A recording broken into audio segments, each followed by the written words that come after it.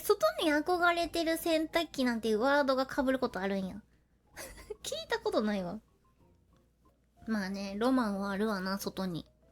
そりゃそうやな。家の中おったってロマンはないわな。だってみんな気づいてない？外に出るってことは、電源を抜かなあかんってことやで。気づいてない、洗濯機は。電源を抜いた後に動かれへんっていうことに。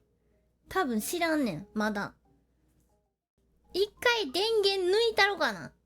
一回電源抜いて、ほら動かれへんやろとか言ってみる。動いてみろよとか言ってみる。